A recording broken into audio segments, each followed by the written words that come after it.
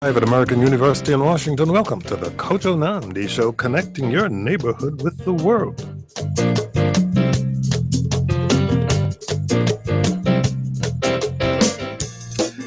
Muriel Bowser is now 1 year into her term as mayor of the District of Columbia, and her list of resolutions for the year ahead is a daunting one, bringing down homicides from the highest rate the city has seen in years, keeping family homelessness in check as the cold weather sets in, and sticking to a promise to expand the city's stock of affordable housing as many neighborhoods continue to go farther and farther out of reach for all but the city's wealthiest residents. Muriel Bowser joins us in studio. Mayor Bowser, Happy New Year. Thank you for joining us. Happy New Year, Kojo. Thank you for having me.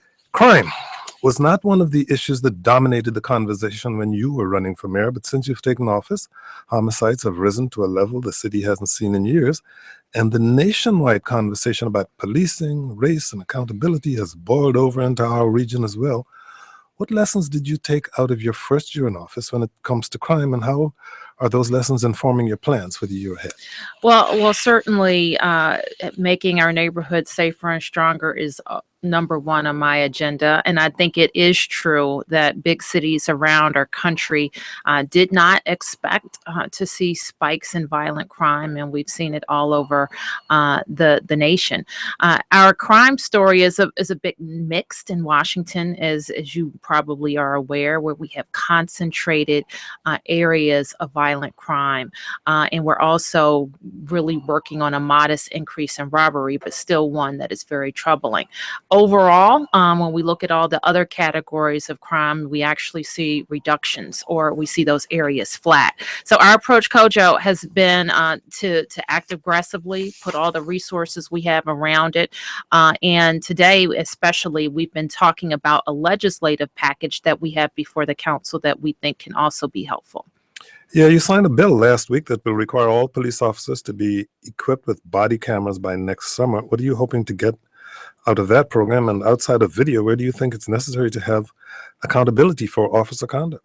Well, I think that we have been bold about this. I actually introduced the notion of having all of our patrol officers have body cameras in my first budget that I presented to the council last spring, that would fund the body-worn camera program at $5.1 million. So we've worked in partnership with the council to not only make sure we have the funding, which we are grateful that they supported recently, but also now to have the rules in place about how body-worn footage can be available. It's one of those things that we think is going to support better police community relations. We have enjoyed good police and community relations in Washington. Not always the case, but certainly we think our force has earned the respect and trust of neighborhoods, but we recognize that that's a fragile situation that we always have to nurture. And having accountability for police and for communities all at the same time with the cameras is a good thing.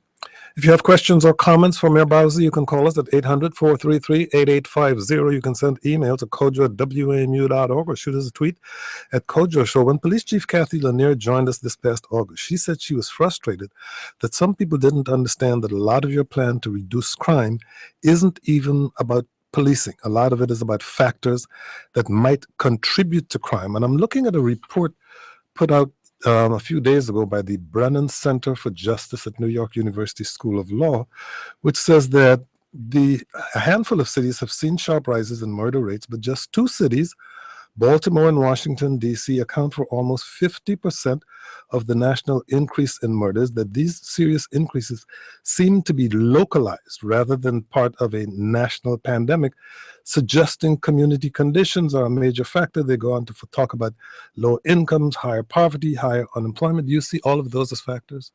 Well, certainly we know that when as part of our job in dealing with public safety is to make sure people have more opportunity. So I don't know, I'm not familiar with that study or the numbers. I certainly don't think the numbers in Washington and Baltimore are the same, or which ones are weighted in that study.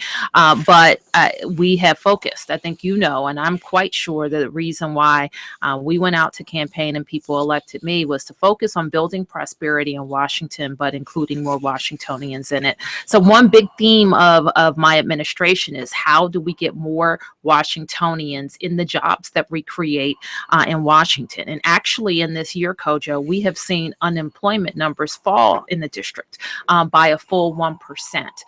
We have also made sure that we're looking at new programs like our expansion of the summer youth program up to 24-year-olds, our creation of the LEAP program that puts DC government DC residents who have had particularly, difficult times finding work and training them for DC government jobs. Also in our Safer Stronger supplemental, we secured funding for 400 jobs for at-risk folks that we know that we can identify and put in work year-round and work training.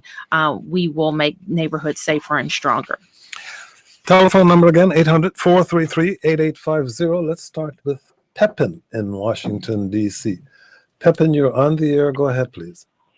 Thanks, Kojo, and congratulations, Madam Mayor, on the anniversary of your inauguration. Thank you. So on the crime question, one of the issues that I think comes up often is the relationship between the district government and the federal government, which prosecutes crime in the city. And there's been a lot of discussion about whether the U.S. Attorney's Office has priorities in prosecuting crimes that sort of are more significant and go beyond prosecuting things like simple assaults and other misdemeanors in the city. And so my question is, recognizing that there would be a need to seek congressional approval and staff up prosecutors in the Office of the Attorney General or elsewhere, do you think that expanding home rule to allow the district to prosecute its own crimes in the city, its own misdemeanors, might help us be able to deal with some of the increases in crime problems that we've seen? Well, the question you were really asking in my mind is about statehood and if the district should act like more of a state and have the powers that states have. So my answer to that question is always going to be yes. You also rightly point out that there are a lot of not insignificant steps to getting there, and so we always want to make sure that we can hold prosecutors more accountable to the values of the people of the District of Columbia. And also, having said that, I have had the opportunity to meet with the new U.S. Attorney for the District of Columbia, express in no uncertain terms how important it is for people who harm the peace and public safety of the district to be brought to justice and held accountable for their crimes. So we're looking forward. I know the chief is also working hand in hand with the U.S. Attorney on the particular areas of crime increase that are affecting our neighborhoods. Black Lives Matter protesters took to the streets in D.C. on New Year's Eve, and one of the names that came up in their chants was Alonzo Smith, the young man who died after an interaction with security guards late last year. You ordered the release of police body camera footage from that scene. Why did you do that? What informed your decision to do that? Well, Kojo, I think we have, for the better part of this last year, talked about more transparency and accountability when it comes to policing. That's why we wanted the body cameras.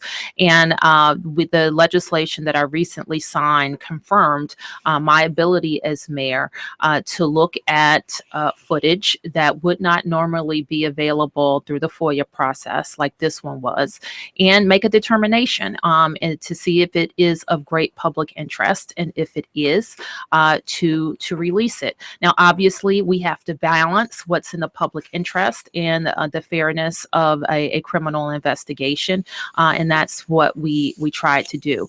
It is my view that if there's an in-custody death, and this one was not in the case, Mr. Smith's, it was not a Metropolitan Police officer involved, but it was still a person in legal custody. And so I think that bears a significant scrutiny, and that's why I released it. On now to Nur Ali, who is in Ward 8. Nur Ali, you're on the air. Go ahead, please. Yes, Kojo. Mr. Mayor, Happy New Year. Hi, Happy New Year. Happy New Year, Mr. Kojo. Thank you. Allow me. Happy New Year. First of all, I'm so proud that I support you, and that what you're doing is so far. First year, congratulations! Thank You you. did a good job. Thank Oh, you. I thought you were And talking about me, but go ahead. and I'm wishing next 3 years you would do better. Thank you. Because what I learned in living in the city for 30 years, I never get used to when the leader is really humble, he or she herself, and people, point finger at her whether it's a fresh back or some other thing. She just focus and make sure what people who put her in the office. And I like that. That's the transparency, number one. And I like more. But you had a police I more see on the specific street. concern, or didn't you? Yes, but so far I'm not complaining. But this first year, if I give a grade the mayor, I give B+. Thank And I you. appreciate that for your service, Ms. Mayor. Well, thank you. Well, I'll keep working on that A. I thought you had a concern about policing in Ward 8. Yes, I see. We need more police appearance in the street, in the War 8, and to educate, and we need a more educate between the police. I'm so I really admire now the police force and the community. They would get along each other, and hopefully we're not going to be overnight, but at least we need more time and convince the community we are working side by side. Right. Yes, And, you're hear founding the mayor on what I call her Safe Stronger DC tour Right. today, because Ward 8 is one of the places included in that too. yes, and what Mr. Ali talked about was what I hear all the time is that we want to see more. We want to have more police presence, but not just police as an occupying force, but a police that are working hand in hand with the community, getting out of cars, walking down streets, knocking on doors when there's no time of trouble, but just to get to know the community. So when we talk about neighborhoods who've been most hard hit by crime, wanting more police and needing more police, that's the type of policing we're talking about. I was talking about you're going to have lunch at Mama's place Mama's today. Kitchen, yes. Mama's Kitchen, and over in Ward 8 today, because that place had been robbed several times during the course of the past year or so. Speaking about the police conversations, what conversations have you had with the police chief recently about the size of the police force? She said that going below 3,800 officers puts the city in dangerous territory. On the other hand, Council Chairman Phil Mendelson told the Post that 3,800 isn't a magic number, that the bigger question is whether the force is built to handle the current challenges of the city. How do you see it? Well, we want to have a strong force. I think one thing that we know is that our city continues to grow. We continue to have 1,000 people move here, more businesses, more people going to places where they hadn't worked or lived or traveled before. So we know that means that we need to make sure we have a pipeline to grow our force. And the number, as long as I've been in DC government, has been to make sure that we're funding to get to 4,000. Now, we also are not surprised by the fact that this marks the year where a lot of police officers are eligible for retirement and are taking advantage of retirement. So we have to hire officers, we have to retain officers, and we have to continue to fund to get to the levels where we think we need to be. We have an email from Eric, speaking of affordable housing, who writes, the term affordable is at question. Right now, the city defines affordable at 80% of the area median income. AMI includes two of the wealthiest counties in the country, Fairfax and Montgomery counties. Because of this, 80% of AMI sets affordable rents for a studio at around $1,500 a month and can be available for an individual making $60,000 a year. This disingenuous definition of affordable has only exacerbated the affordability crisis in the district.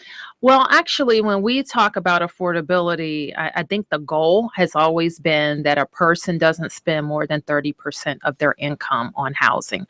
We know that when people are spending 40 and 50% of their income, it makes them we use the term housing vulnerable, and it puts them really on the edge. So our attack around affordable housing is key to how we ensure a pathway to the middle class for Washingtonians. So I promised that we would invest $100 million in the Affordable Housing Production Trust Fund, which we did, which meant making up about $45 million out of the general fund. I promised that we would use government land and ensure that whatever deals we made, if we were going to develop on government land, that at least 30% of the housing would be affordable. And that means providing significant buy downs to make those units affordable. I also promised that we would look at the vulnerable units in our city who will have federal tax credits expiring over the next 10 years. And we created a strike force that to examine, because Kojo, this is a area in preservation where we are not really funded to deal with. So if we have a building that has an expiring tax credit, we have no ability right now to really be able to stand in the breach and help those tenants. We're also taking a fresh look at IZ to make sure that it has all of the teeth it needs, but is also properly incentivizes the private development community to produce affordable housing units all over the city. Our guest is Mayor Muriel Bowser of the District of Columbia. If you have questions or comments for her, what do you think should be the priorities of DC government in the year ahead? Where do you see the most urgent need for improvement from the past year? Call us, 800-433-8850. What do you think explains the spike in homicides that we experienced in 2015? What crime strategies do you wish the mayor would pursue in 2016? You can also send us an email to kojo@wamu.org or shoot us a tweet at Kojo Show. I'm Kojo Namdi.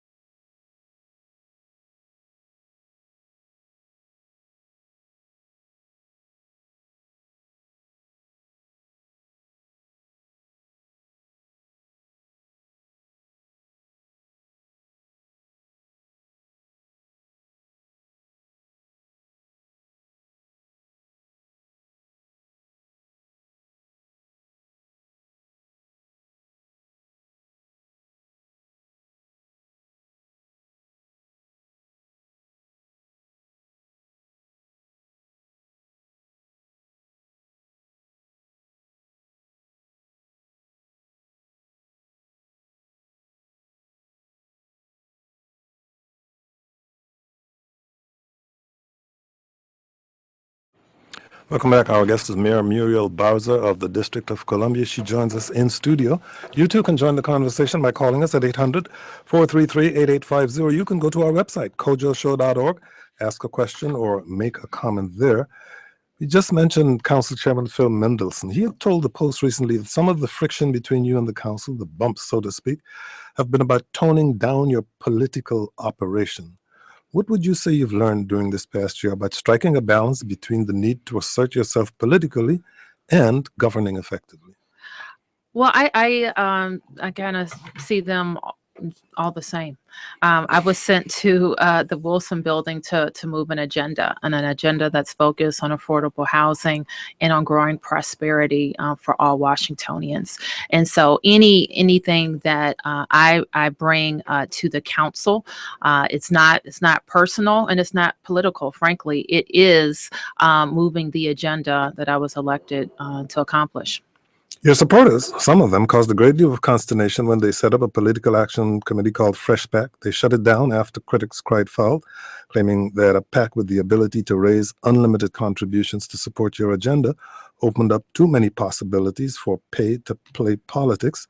You campaigned on the idea that the city needed to turn the page from the scandal over Mayor Gray's election and his time as mayor, to what degree were you concerned that the existence of this fresh pack made you, well, look like a hypocrite?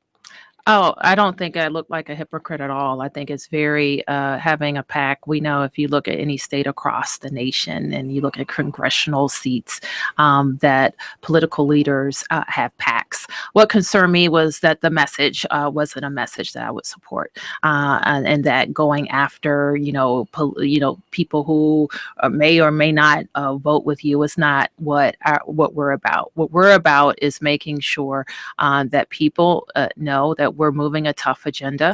We want to communicate that agenda well to the people of Washington, D.C., get support for those things, and be successful. And I actually think that we'll do that in partnership with the council. Well, Colby King wrote at the time that what you needed was a true friend, that you had more than enough cronies, and that there needed to be someone who should have been able to advise you that the optics of Fresh Pack would look bad. When it was initially suggested, you didn't think at all that the optics might look bad? To have a PAC? I wonder if you people would. who want to do business with the city or who do business with the city can make generous contributions? Like I said, Kojo, what I think was not correct about it was I think that the PAC should have more clearly communicated what it wanted to be about. And it was about supporting a positive agenda, not about kind of being a political entity. Here now is Mike in Tacoma Park, Maryland. Mike, you're on the air. Go ahead, please. Thank you, Kojo. Mayor, also I want to give you congratulations on the anniversary of your inaugural. Thank you. And I want to say I called because I really support your efforts on green energy. I know the city made the largest wind purchase, I think, of any city in America. You were recognized at the Paris climate talk. So congratulations on that. Thank you.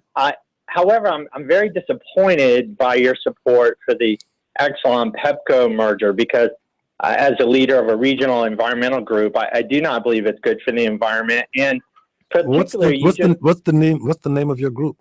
It's the Chesapeake Climate Action Network. Oh, okay. And Mayor, you said earlier that your actions as mayor are not political; they're about advancing an agenda. But when last month we found out that the head of your political action committee, Fresh Pack, Chico Horton, was hired by Exelon and to lobby you on the proposed Exelon Pepco merger. Why shouldn't we all just see this as politics? And I wonder if now that we know the head of your PAC, now disbanded, was hired to lobby your administration on this merger, do you agree with others who say there should be a pause on this, that we should have more time to review exactly what happened here? No, Mike, actually, I think that I can tell you what happened. We put together a very robust package of benefits for the residents of the District of Columbia, just like 4 other jurisdictions have done. I'm not sure if you're in Tacoma, D.C. or Tacoma Park, Maryland. He's in Maryland. But if you're in Maryland, just like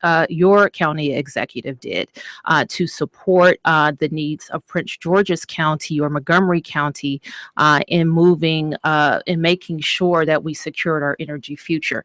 So what our administration has done is really no different than the others, but we were last, and actually we were in a very good position to take a deal that was $14 million and convert it to a deal that was $77 million, a deal that included residential credits for ratepayers, a deal that includes investments in solar energy and wind energy, a deal that includes support and protection for low-income homeowners and apartment dwellers.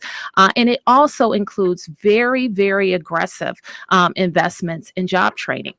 We also secured the East Coast headquarters of Exelon. Exelon is going to be a major player on the East Coast, and we secured those jobs and that corporate presence in Washington, D.C. So this has become a very, very good deal, in my view, for the residents of the District of Columbia.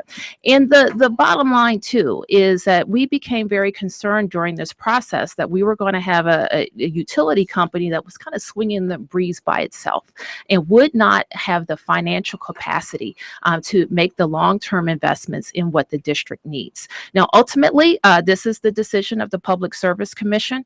We have put together a settlement just like 4 jurisdictions have done before us, just like they did in Maryland. And that's where we are. You went from opposing this deal to coming up with a new deal.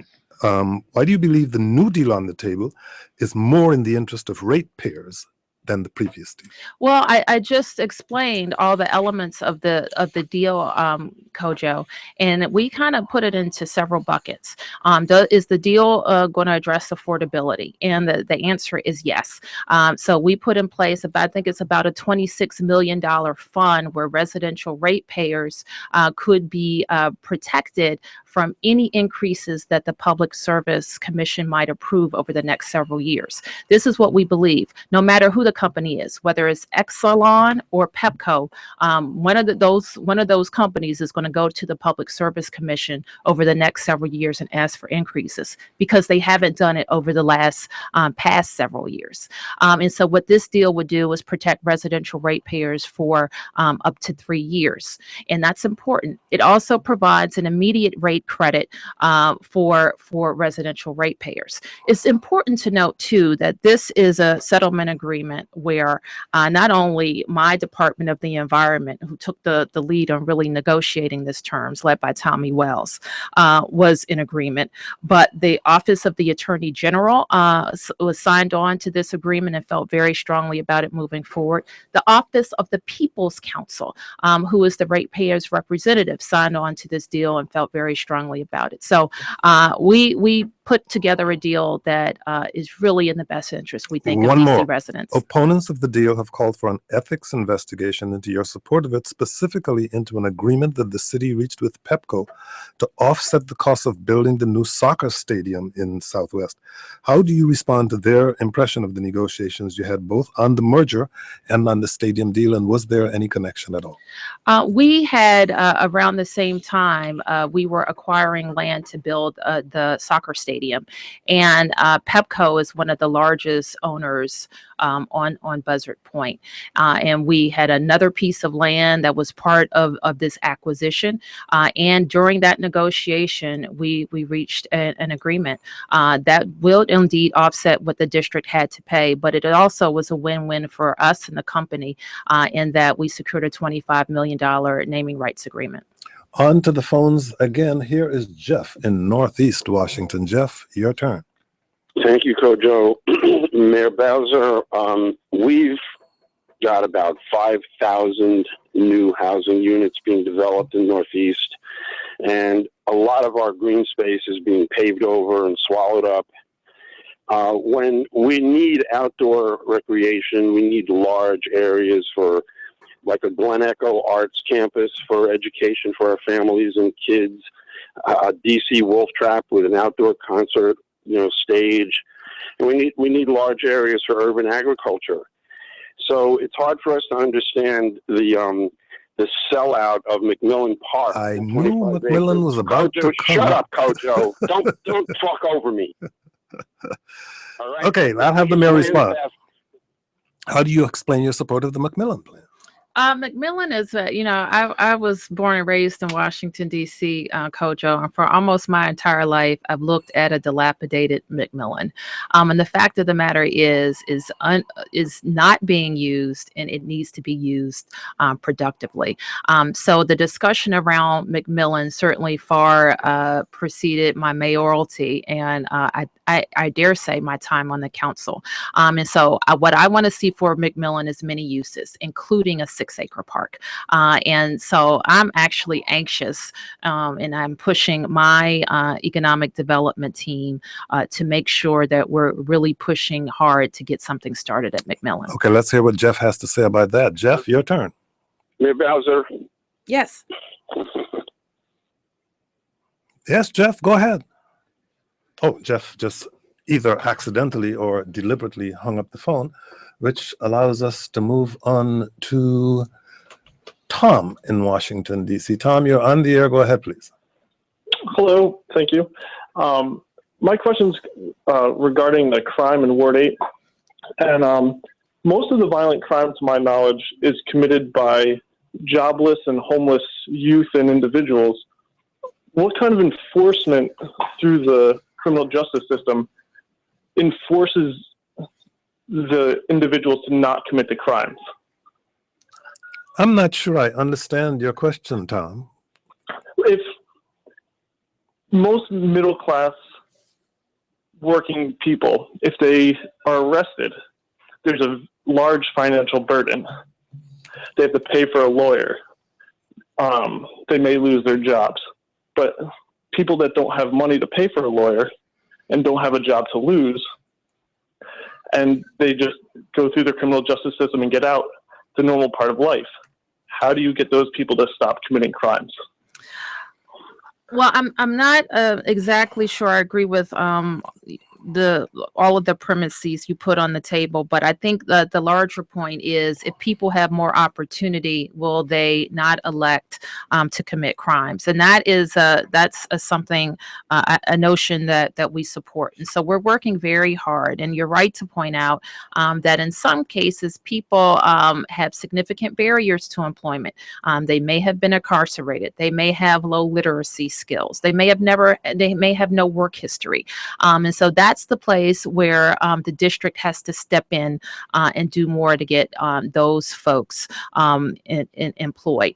We're also, later on today, we're going to be at the DC jail talking about part of my Safer Stronger plan, which will, when some people make mistakes, and once they pay their debt to society, they should have the opportunity to get back to work. And so we're going to be talking about good time credits that will allow some people who are employed at the time of their arrest and sentencing to have a alternative way to serve their sentence so they can stay employed. Dealing with issues of unemployment in the District of Columbia has always been a priority with virtually every administration since I've been around, but we just discovered lately that, or I did, the Labor Department considers DC a high-risk partner for job training and for employment programs.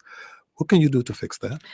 Well, we're working on it, and I think there was I read a opinion recently that said you didn't create the problem, Bowser, but it's yours now, and that's the attitude that we take as well. I knew as a council member and as candidate Bowser that we weren't properly spending $100 million in employment training funds. I was more recently familiarized as mayor with the issue with the Department of Labor, especially around our youth programs. And so we're going to think of some real simple but impactful ways to work our ways off that list and make sure that we're using that $100 million that is impactful, that's actually putting people to work. So we have had, and I've been critical about the employment training programs that we've had in place, and other council members of the council have as well, because they see them as paying people not to put DC residents in meaningful or well-paying jobs. And we have to make sure we do that. I did something that some thought was untraditional in appointing a restaurateur to lead our Workforce Investment Council, and Andy Shalal. Never heard of him. Has tremendous ideas. In a couple of weeks, we're going to announce our new executive director, also of the WIC. So we'll have a full team in place at the Workforce Investment Council, as well as the Department of Employment Services. Andy Shalal, for those of you who are unaware of it, is the owner of the Bus Boys and Poet Stores, and also has a radio show on some other station. But here now is David in Mount Vernon Triangle. David, you're on the air. Go ahead, please. Yes, hi, thank you. I'm calling to ask about playgrounds and safe outdoor play areas. I live in Mount Vernon Triangle, and I'm actually sad to report that after more than 15 years, we're moving out of the district.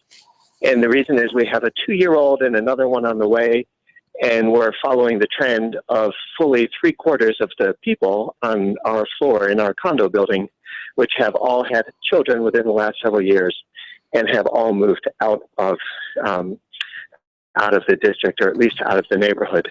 And the reason is there are no safe, one of the reasons is there are no safe outdoor places for children in this neighborhood.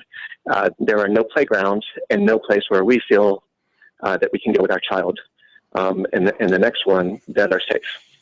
Mayor Bowser? Well, that concerns me, and especially I would say over the last 8 to 10 years, we have kind of doubled down on investments in our public facilities in Washington D.C. That's not to say that we've hit every corner of the city. And when I came into office, DPR had been working on a pretty comprehensive plan, which we put a fresh set of eyes on.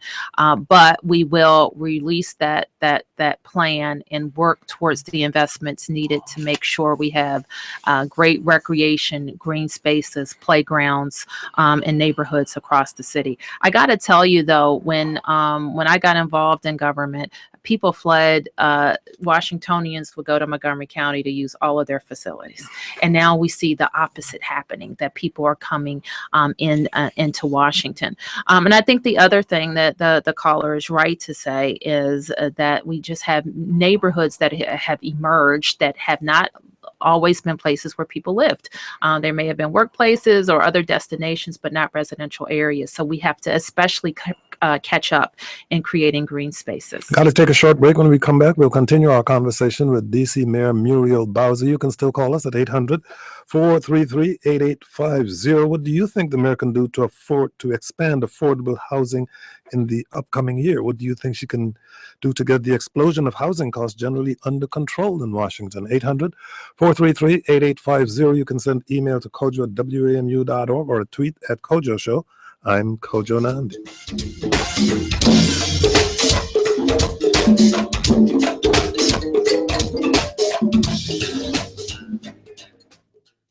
Coming up at 1, a generation gap, how the breakdown of millennials, Gen Xers, and baby boomers affects the workplace. Today at 1 on the Kojo Nandi Show on WAMU 88.5 and streaming at kojoshow.org.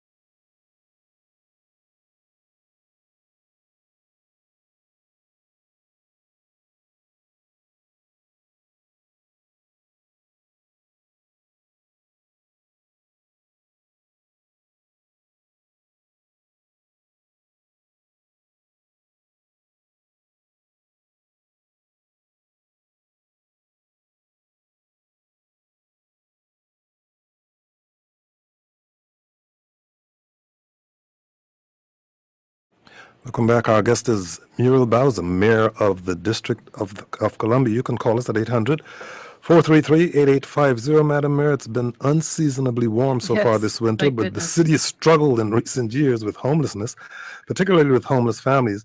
Council voted a few weeks ago to shut down the city's troubled shelter for homeless families at the old DC General Hospital. Where do we go from here? Well, I think that we're on a significant path. Let me put it that way. First, I made it a priority. I recruited a great team of folks who have nationally known to help us combat homelessness in the District of Columbia. We supported a very aggressive Homeward DC plan that the Interagency Council on Homelessness put together. And we put a significant down payment on that plan. So over the course of, I think it's 5 years, we have determined if if we make that investment, we should hit our goal of making homelessness rare, brief, and non-recurring in the district. We've also changed some things around family homelessness in that, Kojo, unlike all of the jurisdictions that surround Washington, D.C., we actually have an entitlement to shelter during hypothermia season. And what has happened in years past is that there's a crush of people seeking shelter at hypothermia season, which strains the system to the point that we really aren't providing the human services supports or interventions needed to prevent people from getting into a situation of homelessness. So we made a very practical decision. We didn't expand the entitlement, but we decided to take in families throughout the year to give them the type of services that they need, and hopefully make their experience a brief one. Any way we can pressure neighboring jurisdictions to make sure they offer the same kinds of entitlements to homeless people? Well, we believe that we are a neighbor's keeper, and in a prosperous city, that we have to help the people who are most vulnerable, and that also means helping getting them in employment, helping getting them in housing first, so that any other issues that led to their homelessness could be addressed. Now, we have a pretty aggressive plan also. You will remember that people have been captivated by DC General, especially around the disappearance of a precious child. And I think our city has locked arms and said that we don't want families, even on the interim, to use DC General as emergency housing. So our plan, we actually built on a RFP that was issued in the last administration, is to make smaller emergency family housing facilities across the city. Speaking of across the city, what concerns do you have about whether people across the entire city are on board? Until, people tend to be supportive until they learn that the shelter might be coming to their neighborhood. Well, the thing about being mayor that I've learned is that it's not easy, right? And it requires some tough decisions. And when people say on one hand that they want smaller, more humane, more effective facilities, we all know that they have to go somewhere. So we have used our best judgment and resources in trying to find places that would support families and also enhance neighborhoods. On now to Carol in Kenilworth. Carol, you're on the air. Go ahead, please. Thank you for taking my call, Kojo. Thank you, Mayor Bowser, for answering questions. Of course. A couple of weeks ago, I literally counted 106 ATVs and dirt bikes going past our house. And it seems like initiated out of the neighborhood, and they went south on Kenilworth, which was unusual because they like to go against the grain as well. And I was just wondering what we do in order to get this under control. It is a huge safety hazard in the neighborhoods, and it's just concerning. I got it, Carol. And it concerns us as well. And part of our attack on illegal dirt bikes has been to kind of get them at the source before they get on the road. So we've asked neighbors to let us know if they see places where people are working on the dirt bikes or where they're storing the dirt bikes, so that law enforcement can confiscate them. We've also kind of explored, we haven't been successful yet, in looking for some off-road places where young people can ride them more safely off road. And that's in process. So we're working on that. I know that people get frustrated because they see them on the roads and they want the police to stop. And one thing that we have and we will continue to support is a no chase policy. As police say, it's dangerous chasing them Very because they can dangerous. go in different directions. They can go in different Places directions. where police cars can't go. They'll get hurt. They can cause more significant accidents on the roadways, and it's problematic. So know that we take it seriously, and we're looking at ways kind of upstream before they get on the roads to stop the activity. Here Well, now. I have called in, reported, and was told as long as it's on private property, there's nothing they can do. Well, that's not exactly true, Carol. So if I would love for you to get in touch with the mayor's office so that we can really work with our MOCR team in your neighborhood and the police to make sure we're getting the right answers and the right amount of attention. So you're in Kenilworth. So if you just call the mayor's office on community affairs and ask for Sharon Hines, we will work with you. Thank you very much for your call. Here is John in Ward 3. John, your turn. Congratulations, Mayor, on a momentous first year in office. Thanks, John. I voted for you based on your Fresh Start promise to leave the unethical and corruption-filled past of DC's politics. Well, I appreciate it. I spent personal capital on your homeless and affordable housing initiatives in Ward 3, knowing, as Kojo referenced, we have some uphill battles there.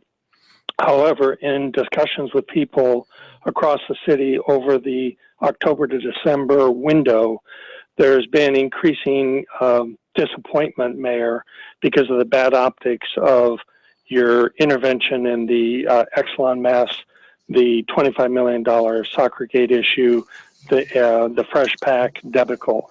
So in order to start getting back on track and restoring confidence in you, would you be willing to introduce legislation to close the loophole in the campaign finance laws that Ben Soto and Chico Horton exploited to set up Fresh Pack? I don't know what loophole you're referring to. The one that allows raising unlimited funds during off or odd year cycles. Yes, I would support that. Excellent. Thank you. Jeff, thank you very much for your call. Mayor Bowser, we don't need to play it for you, and we had a caller who wanted to talk about it, but that caller hung up. But in September, you predicted you'd be the streetcar would be carrying passengers by the end of 2015. Oh, yes. Didn't happen. No But one the is city, more disappointed than I am, Kojo. city is still on the cusp of doing it. What do you see as at stake in the streetcar program and whether it can succeed? Well, when I told you that, we were here actually. I think it was September, and it was my expectation that we would be running by now. So I got to tell you, I've been very disappointed by it. But at the same time, I know that we can only run when our safety officials say it's safe to do so. So we're now in the phase of testing called pre-revenue operations, where the streetcar runs on a schedule as if it was carrying passengers. After that 21-day period, we must be more than halfway through that now. That is turned over to our safety office, who identifies and explores any issues that came up during that period of time, and they have up to several weeks to do that review, and they can tell us if it's a go or if it's not a go. Here is Rich in Washington. Rich, your turn. Yes, thank you both for this fine show. I have a quick question, but a big one. Mayor, what will you be doing to advance full voting rights in the U.S. Congress? And might it be a good strategy to begin with a win for voting in the House of Representatives? I didn't hear the second part of your question. Might it not be a good strategy to go for a win in the House of Representatives first? Well, I have over the course of my public life supported stages to get to statehood, including what was to be the compromise to get us a vote in the House. It is my view that DC residents deserve statehood. We deserve two senators and our share of members of the House of Representatives. I have been frustrated, as I have shared over the years, that we have pursued the same strategies over and over again without much success. And it is true that we have big political hurdles, even bigger now, that many people in leadership have stated that they're against statehood. We have an idea that we're working on that is not quite ready to talk about, but we hope in the early part of this year to introduce a different way of having the question answered. A bill before the council right now has put the city in the middle of the national conversation about paid family and sick leave. The proposed legislation would offer the most generous family and medical leave in the country. Are you planning on supporting that proposal, or would you like to see changes to it? And if so, what would you like to change? Well, I'm quite sure that we're going to see changes to what's been proposed. I think that the members of the council who moved it really put out a marker of that no other jurisdiction in America has been able to support financially, and that's 16 weeks of paid family leave. What I've heard from the members of the council is that they support the notion, but don't necessarily know that what's on the table is going to be feasible. We, of course, have to make sure it's feasible for the DC government, but that it also doesn't work against our competitiveness as a place where businesses want to come in the region. Here is Mark in Washington. Mark, you're on the air. Go ahead, please. Thank you, Kojo. Good afternoon, Mayor. Hi. I've lived in the Sting District for about 20 years. It's been an enjoyable experience. Got married, raised a family, etc.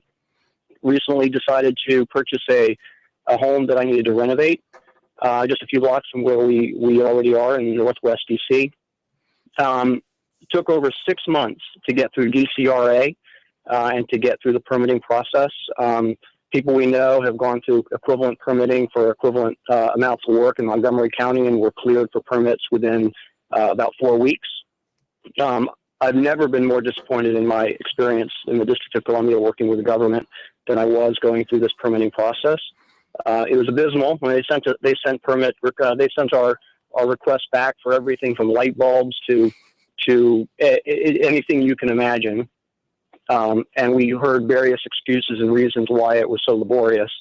Meanwhile, the renovation we're doing is next to a home where the homeowner requested a permit 5 years ago in 2011, and a very minor repair has had it renewed every year for $25 to avoid the consequences of basically having a vacant home. We only have about a minute left. Allow me to have the mayor respond. I'm disturbed by Mark's report because DCRA has been one of those agencies. You talked about workforce training earlier. DCRA has been the agency that I have been pretty focused on since joining the council, because whether you're a homeowner like Mark, or you're building a downtown business, or you're trying to open a restaurant, you have to engage with DCRA. So we want to make that experience, and I've asked the question, and I'll continue to ask it. Now, we have some different requirements in our city because they reflect our values, from the building code to our green building standards that the outer jurisdictions don't have, but that should still not slow down the process. So we want to work so that we have the best reputation in the region, not one that's so challenged. Muriel Bowser is mayor of the District of Columbia. Thank you so much for joining us. Thank you, Kojo. And thank you all for listening. I'm Kojo Namdi.